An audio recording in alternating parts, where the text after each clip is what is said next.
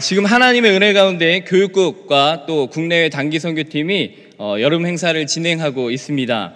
제가 담당하고 있는 초등 1부는 초등학교 1학년과 2학년 아이들로 구성되어 있습니다. 저와 함께 46명의 선생님들과 6명의 중보기도팀이 함께 동역하고 있습니다. 저희 초등 1부는 지난 7월 25일 목요일부터 27일 토요일까지 2박 3일 동안 교회에서 여름성경학교를 진행했습니다. 모든 것이 하나님의 은혜였습니다. 또 많은 성도님들의 기도와 섬김 덕분에 큰 기쁨과 즐거움의 시간이었습니다. 무엇보다도 저희 아이들도 이번 여름성경학교는 특별히 더 많이 기도하고 또 하나님의 놀라운 응답의 경험을 하는 성경학교였습니다.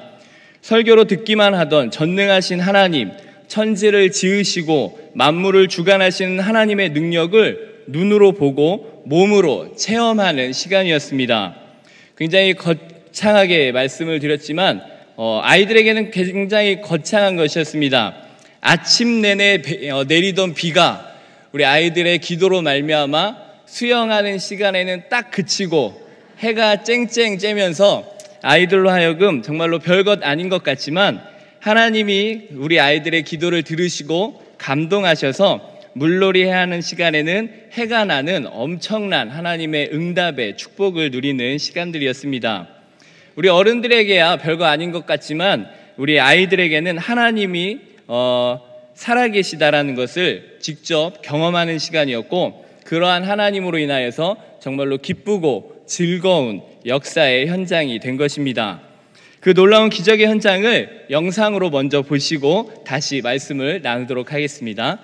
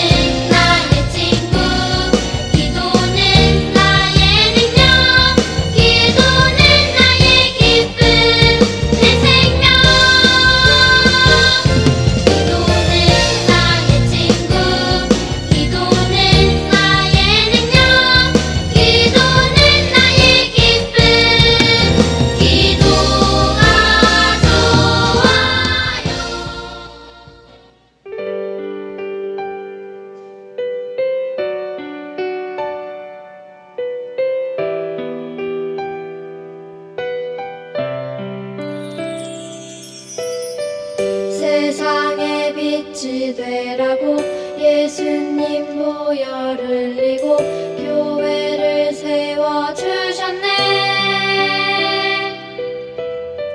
세상의 빛이 되라고 예수님 반석 위에 교회를 세워주셨네. 하나님 사랑 교회에 모여 주 뜻 이루리.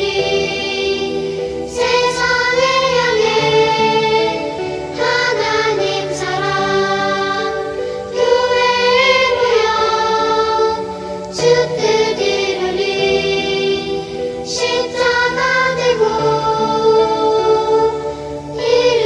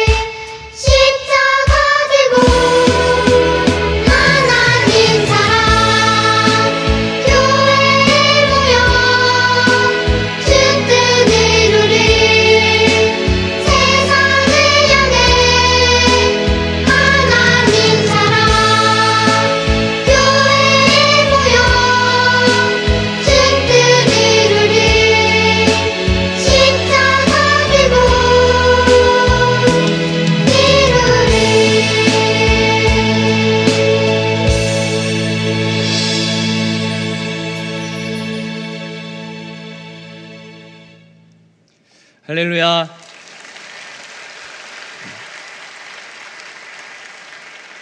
저희 초등 1부는 처음 교회 영성으로란 주제로 함께 성경학교를 진행했습니다. 주일 출석에 90%의 아이들이 이번 성경학교에 참석을 했고 2019년 우리 교회의 표어도 함께 힘차게 외치면서 교회란 무엇인지, 또 처음 교회의 모습은 어떠했는지, 교회가 교회되기까지의 과정은 어떠한지에 대해서 함께 말씀을 나누고 게임도 하고 기도도 했습니다. 마음 같아서는 지금 이 시간에 우리 성도님들과 함께 성경학교 때 했던 게임들을 하고 싶지만 저를 강단에 세워주셨으니 하나님의 말씀을 함께 나누면서 초등1부 아이들이 받았던 은혜, 공감대를 형성하는 시간이 되었으면 좋겠습니다. 오늘 말씀의 제목은 나는 교회다입니다. 우리 성도님들께서는 교회 하면 제일 먼저 생각하며 떠올리시는 것이 무엇입니까? 이젠 어느 정도 교회에 대한 교육이 이루어졌고 말씀의 교육이 있었기 때문에 교회라면 이제 어느 정도 생각을 하실 것입니다. 그리고 바로 앞에서 제목을 나는 교회다라고 이야기했는데 교회가 단순히 건물이 아니다라는 것은 눈치채고 계실 것입니다. 교회는 단순히 건물이 아니라 하나님의 임재, 장소입니다. 고린도전서 3장 16절 말씀을 보면 너희는 너희가 하나님의 성전인 것과 하나님의 성령이 너희 안에 계시는 것을 알지 못하느냐라고 말씀하십니다. 다시 말하면 너희는 성령 하나님이 거하시는 성전인 것을 알지 못하느냐입니다. 하나님께서 함께 하셔서 하나님을 향해 온전한 예배가 이루어지는 곳, 그곳이 바로 교회인 것입니다. 따라서 우리 안에 성령 하나님이 임재하여 계시고 하나님께 예배드리는 내가 바로 교회인 것입니다. 그렇다면 처음부터 다시 정리를 해보면 예수 그리스도를 믿어 내 안에 예수님을 영접한 내가 교회가 되는 것이고 교회가 된 우리가 함께 모여 예배하는 공동체를 교회 공동체라고 말하게 됩니다. 이런 교회 공동체가 모여 예배하는 건물을 교회당, 예배당이라고 표현을 하게 되는 것이고 이렇게 교회당 안에 함께 모여 예배하는 우리 공동체에게 이름을 주셨는데 그것이 바로 안산 빛나 교회인 것입니다. 이해하셨습니까? 우리 옆에 분들에게 한번 물어보시기 바랍니다. 못 알아들어? 네, 너무 많이 말씀을 드렸죠.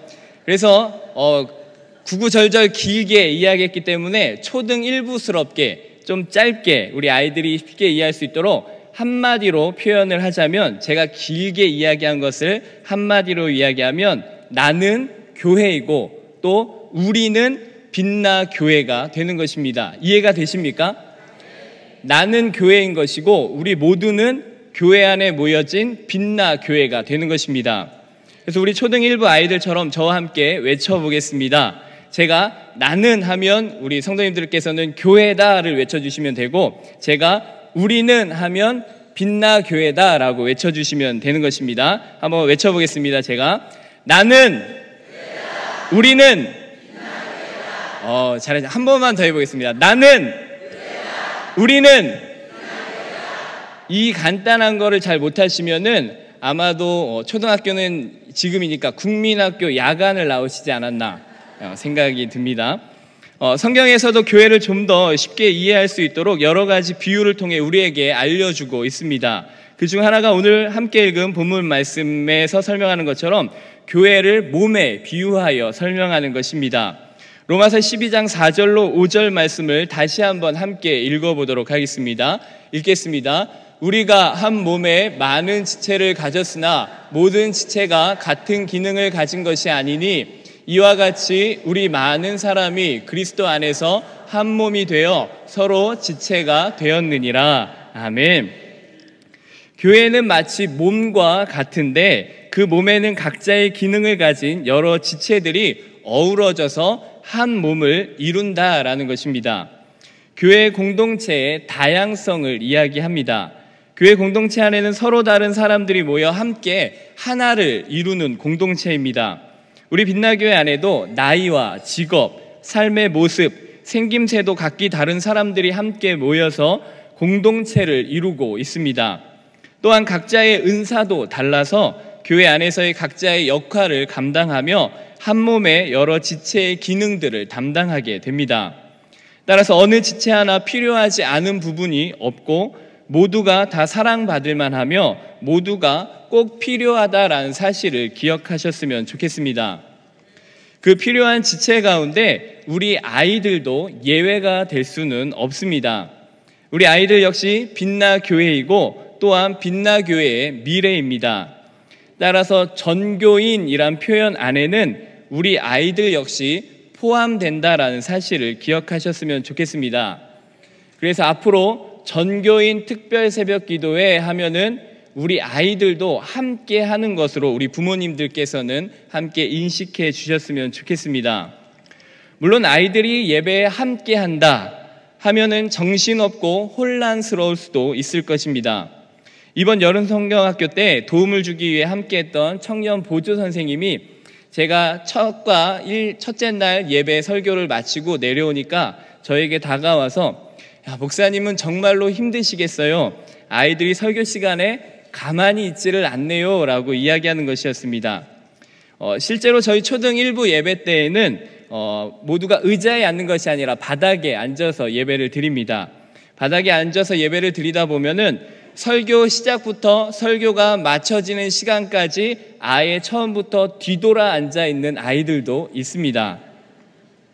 지금 부모님들께서는 내 자녀는 아닐 거야 라고 생각하고 계시겠지만 세상에 믿을 놈 하나 없습니다.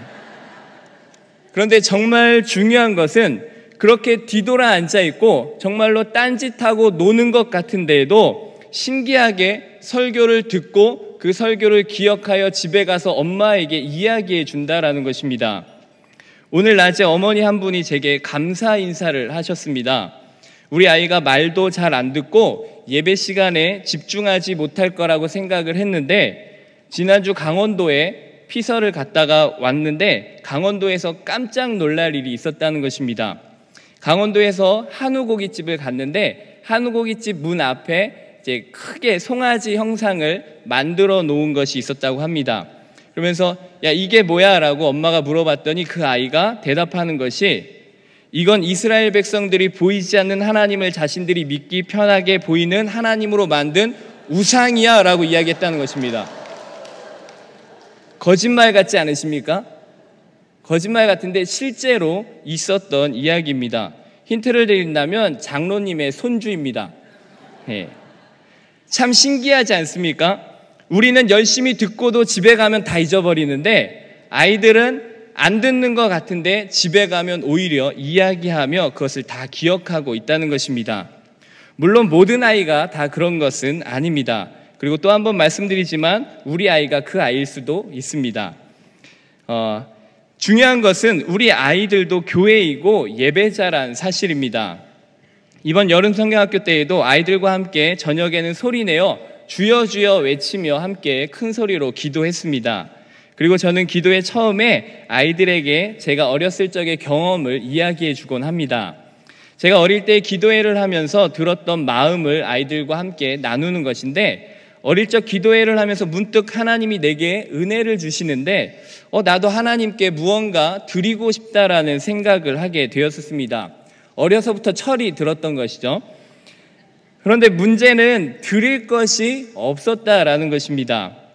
그래도 아무거라도 내게 있는 것을 하나님 앞에 드리고 싶다라는 마음에 고민하다가 문득 생각난 것이 땀이었습니다. 땀은 내 몸 안에 있는 것인데 내가 열심히 기도하다 보니까 땀이 나더라는 것이었습니다. 그래서 요거 땀은 내 안에서 나오는 것이니까 이거라도 하나님께 드리자라는 생각이 들어서 열심히 땀을 흘리며 기도를 했습니다. 땀 흘려 기도하는 방법은 그리 어렵지 않습니다. 무릎 꿇고 머리를 땅으로 향하고 앞뒤로 흔들며 기도하면 피가 머리로 쏟아지면서 자동적으로 땀이 뻘뻘 나게 됩니다. 그러다가 또 생각하게 된 것이 그래도 땀보다 더 나은 것이 있지 않을까 생각하다가 문득 생각난 것이 성경에서 땀을 하나님이 받으셨다라는 이야기는 없는데 눈물이 생각이 나는 것이었습니다. 하나님께서 히스기야의 눈물을 보셨고 다윗의 눈물을 주의 병에 담아주신다라는 표현을 보면서 땀보다는 눈물이 낫겠다라는 생각을 했습니다. 그래서 눈물을 흘리며 기도했습니다. 눈물을 하나님 앞에 드리기 위해서 일부러 눈물이 흐를 때 닦지도 않았습니다.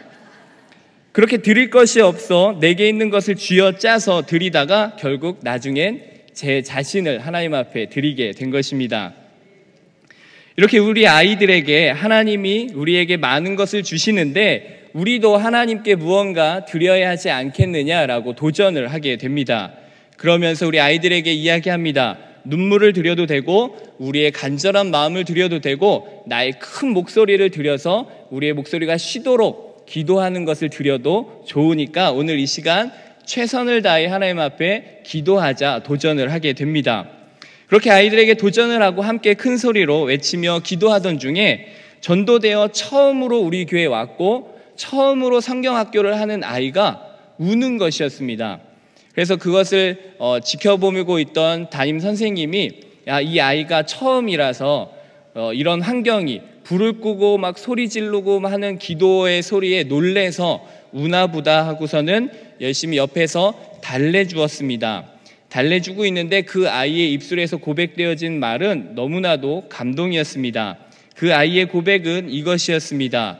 우리 엄마 아빠는 이런 걸 모르니까 너무 불쌍해요 라는 것이었습니다. 우리 아이들도 교회인 것입니다. 우리 아이들도 은혜 안에서 그 은혜를 누리고 있다는 사실을 믿으시기 바랍니다. 그래서 예배의 자리, 은혜의 자리에 우리 아이들과 함께 하실 수 있었으면 좋겠습니다. 그리고 그런 아이들을 조금만 더 배려해 주셨으면 좋겠습니다. 요즘 저희 집에서도 매일 1000번의 지성소 예배가 드려지고 있습니다. 그런데 그 예배에 가장 시끄러운 존재가 있습니다. 돌이 지난 저희 막내 아들입니다. 예배에 엄청난 방해꾼입니다. 그렇다고 그 아이를 방 안에 가둬두고 나머지 식구끼리만 예배를 드릴 수 없기에 그 아이와 함께 예배를 드리는데 예배를 드리다 보면 그 아이가 가끔은 성경책을 찍기도 합니다. 그래도 함께 예배합니다. 그 아이도 교회이고 예배자이기 때문입니다. 그래서 저와 저희 아내는 기대합니다. 그 아이가 커서 지 같은 아들을 낳기를. 물론 농담입니다. 어려서부터 예배자로 훈련되어 훌륭한 예배자가 되기를, 또 하나님께서 원하시는 교회다운 교회가 되기를 기대하고 기도하는 것입니다. 우리 자녀들은 하나님의 비전입니다. 지금 당장에 보여지는 것은 아무것도 없을지라도 마치 여리고 성을 돈다라는 심정으로 아무 말 하지 말고 돌고 또 돌아야 하는 것입니다. 여리고 성을 도는 데에는 정해진 규칙이 있었습니다. 조용히 아무 말 하지 않고 도는 것입니다.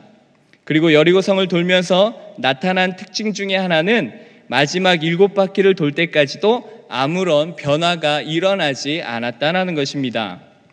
초등일부 여름성경학교를 다녀왔는데 아무런 변화가 보이지 않습니다.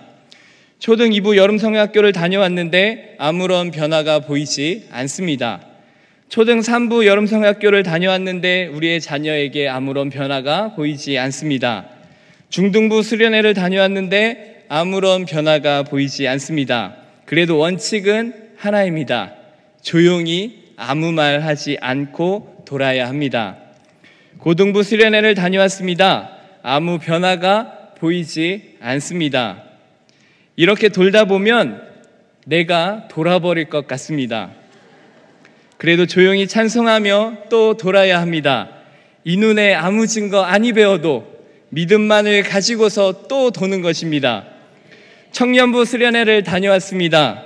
흔들림조차 없습니다. 청년부 단기 선교를 다녀왔습니다. 뭐가 좀 변했으면 좋겠는데 힘들다고 집에 와서 퍼질러 잠만 자는 모습을 보입니다. 깨면은 은혜 받은 이야기 좀 함께 나누었으면 좋겠는데 깨자마자 친구 만난다고 집을 나가서 들어오지도 않습니다. 그러나 중요한 것은 반드시 하나님의 때가 이르러 나팔 소리가 울려 퍼질 때에 큰 소리 외쳐 결코 무너지지 않을 것 같은 여리고 성벽이 무너지듯 하나님의 자녀에게 놀라운 변화의 역사가 일어날 것을 믿으시기 바랍니다. 그때가 언제입니까? 저는 모릅니다. 가르쳐 드릴 수도 없습니다. 제가 말씀드릴 수 있는 것은 그때까지 믿음을 가지고 아무 말 하지 말고 그냥 돌아야 한다라는 것입니다. 아무 말 하지 말고 청년부 수련회가 끝난 이후에도 그 자녀가 결코 흔들림조차 없이 변하지 않았을지라도 믿음을 가지고 지켜보는 것입니다. 끊임없이 믿음의 자녀가 되기를 위해 믿음으로 기도하고 또 돌고 또 도는 것입니다. 그럼 또 하나의 놀라운 변화를 경험하게 되실 것입니다. 끊임없이 믿음의 자녀가 되기를 위해 믿음으로 기도하고 있는 믿음의 부모가 된 내 자신을 발견하게 될 것입니다. 교회는 이렇게 함께 성장해 가는 것입니다. 에베소서 2장 22절의 말씀을 보면 이렇게 말씀하십니다. 너희도 성령 안에서 하나님이 거하실 처소가 되기 위하여 그리스도 예수 안에서 함께 지어져 가느니라. 교회는 함께 지어져 가는 것입니다. 우리 아이들도 교회로 성장하듯 우리 부모님들도 함께 교회로 성장되어지는 것입니다. 담임 목사님께서 늘 말씀하시는 것처럼 하나님은 지금도 우리의 성장을 원하고 계십니다. 성경은 지어져 간다라고 말합니다. 지어졌다 완료형이 아닙니다. 우리도 계속해서 예수님 안에서 지어져 가고 있는 교회라는 사실을 잊지 말아야 합니다. 이렇게 지어져가는 교회를 또 다른 비유로 설명하고 있는 말씀이 요한계시록 19장 7절 말씀입니다. 우리 함께 읽겠습니다. 시작. 우리가 즐거워하고 크게 기뻐하며 그에게 영광을 돌리세 어린 양의 혼인기약이 이르렀고 그의 아내가 자신을 준비하였으므로. 아멘. 교회인 우리를 예수님과 결혼을 준비하는 신부로 표현을 하고 있습니다. 그렇다면 결혼식을 준비하는 신부에게 가장 필요한 것은 무엇이라고 생각하십니까? 신부에게 가장 필요한 것, 예쁜 얼굴입니까? 드레스가 잘 어울리는 홀쭉한 몸매, 아니면 편안한 삶을 위한 풍족한 혼수, 아니면 뛰어난 요리 실력. 이 모든 것보다도 필요한 것은 결혼식을 준비하는 신부에게 가장 중요한 것은 순결입니다. 성경적 표현으로 말한다면 거룩입니다. 다시 말해서 신랑 되신 예수 그리스도만 사랑하는 거룩이 있어야 한다는 것입니다. 결혼할 신부가 여전히 마음 가운데 전에 만났던 사람들을 잊지 못하고 미련을 남기고 있다면 그것은 큰 문제일 것입니다. 마찬가지로 교회 안에는 온전히 하나님만 계셔야 합니다. 여전히 내 안에 세상의 죄된 습관과 욕심, 미움 등의 하나님께서 싫어하시는 것들을 담아놓고 난 그 하나님도 사랑해 라고 말할 수는 없다라는 것입니다. 우리 빛나교회는 신랑 대신 예수 그리스도만 사랑하는 순결한 신부 되시기를 축복합니다. 그렇다면 이런 교회 안에서 어떤 일들이 이루어져야 하는지에 대해서 교회란 이름으로 세워진 최초의 교회인 예루살렘 교회의 모습을 통해 잠시 살펴보고자 합니다.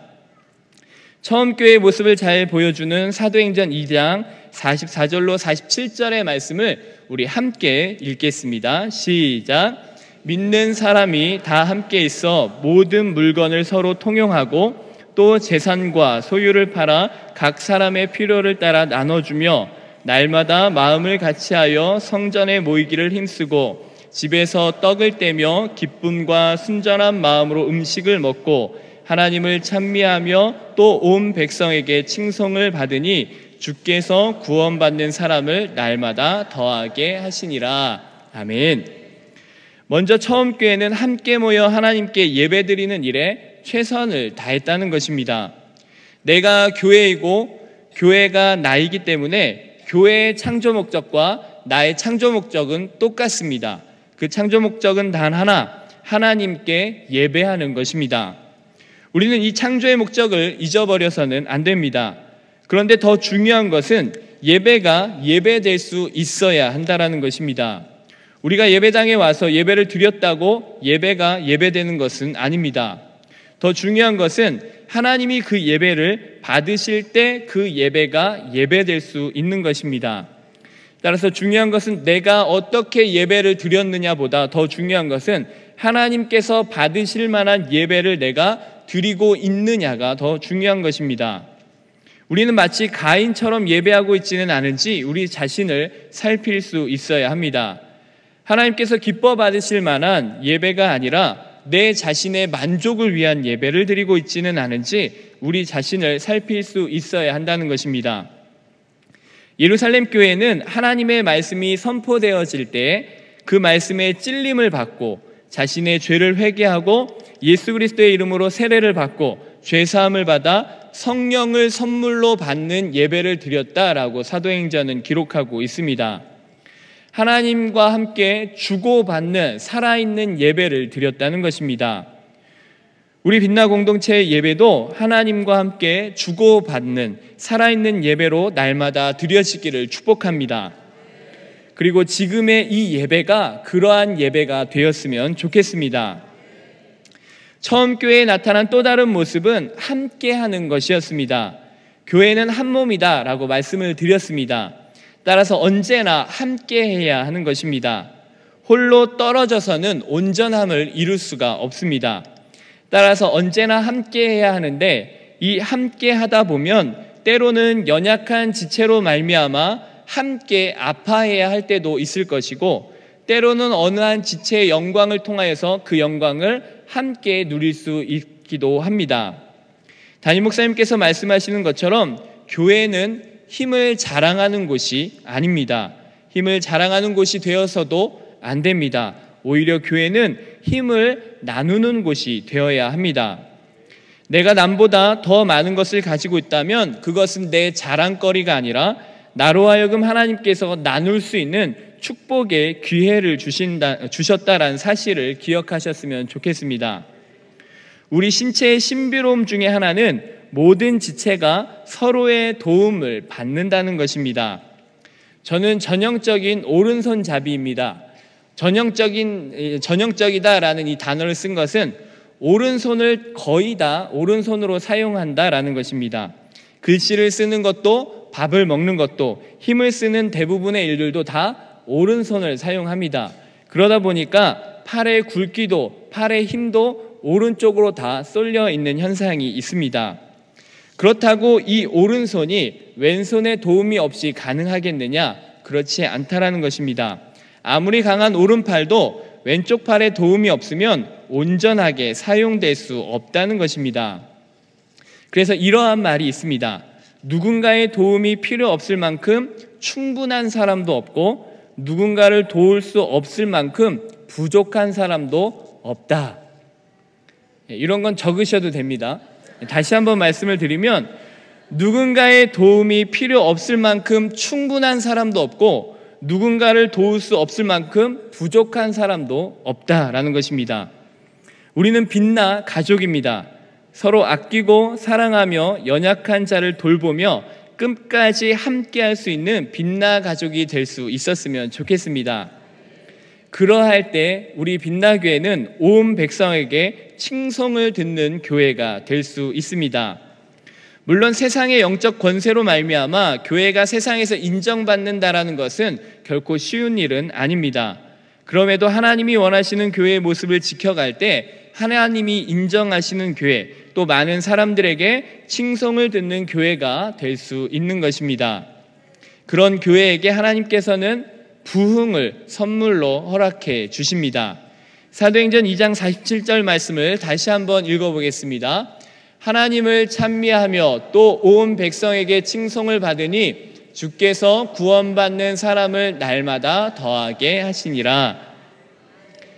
주께서 구원받는 사람을 날마다 더하게 하시니라. 주께서 하신다라는 것입니다.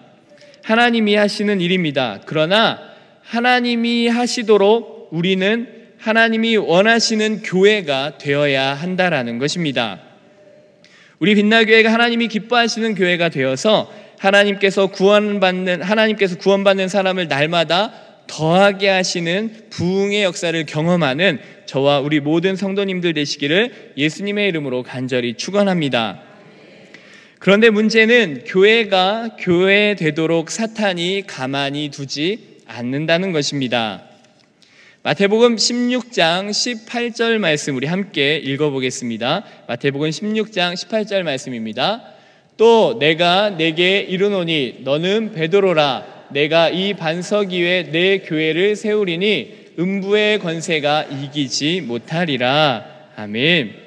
담임 목사님께서 여러 번 말씀해 주셨는데 하나님께서 베드로의 입술을 통해 고백하게 하신 믿음의 고백, 주는 그리스도시요 살아계신 하나님의 아들이시니이다 라는 믿음의 고백 위에 교회를 세워주셨습니다. 그런데 문제는 그렇게 세워주신 교회는 음부의 권세가 늘 틈타고 있다는 것입니다. 사탄의 방해는 처음 에덴 동산에서부터 시작해서 지금까지도 끊임없이 이어지고 있습니다. 시대적 상황과 그 방법만 바뀔 뿐 계속해서 교회를 공격하고 있다는 것입니다. 에덴 동산에서도 아담과 하와를 유혹하여 교회가 교회되지 못하게 했고 가인에게도 예배를 방해하며 교회가 교회되지 못하도록 방해했습니다. 성막을 짓기 전에도 마찬가지로 이스라엘 백성들이 교회되지 못하도록 금송아지를 만들어 우상 숭배하게 하는 모습들을 보게 됩니다. 초대교회 역시 온갖 박해와 거짓 교리, 분열 등으로 교회가 교회되지 못하도록 끊임없이 방해하였습니다. 우리 교회 역시 마찬가지 아닙니까? 우리 교회도 지난 30년간 교회되지 못하게 하려는 수많은 사탄의 공격들이 있었습니다. 그런데 중요한 사실이 있습니다. 중요한 사실은 음부의 권세가 이기지 못한다라는 사실입니다. 마태복음 16장 18절 말씀을 다시 한번 큰 소리로 함께 읽어보겠습니다. 시작.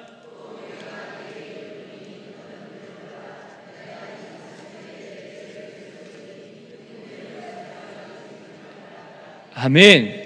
마지막 부분을 다시 한번 볼까요? 음부의 권세가 이기지 못하리라. 이것이 교회의 능력인 것입니다. 중요한 것은 우리가 능력이 있어서 음부의 권세가 이기지 못하는 것이 아닙니다. 하나님이 교회를 지켜주시기 때문에 음부의 권세가 이기지 못하는 것입니다. 그래서 교회는 교회를 지키시는 하나님을 의지해야 하는 것입니다. 하나님 안에서 날마다 믿음의 고백을 더 확실히 세워가며 든든히 서가야 하는 것입니다. 그래서 우리 빛나교회가 자주 하는 말이 있지 않습니까? 주님이 하셨습니다. 주님이 하실 것입니다. 교회가 교회되어지는 과정 가운데 우리에게 주신 믿음의 고백이었습니다. 우리 빛나교회가 이 믿음의 고백을 가지고 더 든든히 세워져 갈 수 있기를 간절히 소망합니다. 우리에게 사탄의 방해가 있을 때마다 우리는 이 고백의 믿음을 날마다 고백해야 할 것입니다. 주님이 하셨습니다. 주님이 하실 것입니다. 이 고백을 통하여서 날마다 든든히 서갈 수 있기를 간절히 소망합니다. 사탄은 오늘도 우리가 교회되지 못하도록 방해할 것입니다. 음부에서 회의가 열렸다고 합니다. 회의의 주제는 빛나교회를 어떻게 무너뜨릴 것인가 라는 주제였습니다. 혈기 많은 젊은 마귀가 일어나 외쳤습니다. 빛나교회에 큰 어려움과 박해를 주어서 무너지게 해야 합니다 라고 이야기하자 경험 많은 어른 마귀가 일어나 반론을 했습니다. 그렇게 해서는 안 됩니다. 예전에도 빛나교회에 수많은 어려움을 주어 공격했지만 그 공격을 받을 때마다 빛나교회는 더 똘똘 뭉쳐 하나님을 의지하고 기도해서 오히려 더 든든히 세워졌습니다. 그 방법으로는 안 됩니다 라고 외쳤습니다. 그러자 이번에는 그 옆에 있던 똑똑한 박사마귀가 또 한 번 이야기를 합니다. 그렇다면 시대가 바뀌었으니까 어려움을 주는 것은 옛날 방식입니다. 현대의 방식은 그렇지 않습니다. 물질 막는주의 시대에 맞추어서 많은 물질을 주어서 하나님을 스스로 잊어버리게 만들게 하는 것입니다. 그래서 빛나교회를 스스로 자멸하게 하는 것입니다 라고 의견을 내놓았습니다. 그러자 이번에도 경험 많은 어른 마귀가 또 반론을 내는 것이었습니다. 그건 더더욱 안 됩니다. 그건 역시 예전에 다 했던 방법인데 빛나교회에 많은 물질을 주어 자멸하게 하려 했더니 오히려 그 많은 물질을 하나님 앞에 드려 아름다운 예배당을 짓고 선교와 구제로 많은 사람들까지 도우며 아름다운 교회로 성장했습니다. 절대로 그렇게 해서는 안 됩니다 라고 이야기했던 것입니다. 남 이야기하듯이 들으시면 안 됩니다. 여러분들이 다 그렇게 하셨기 때문에.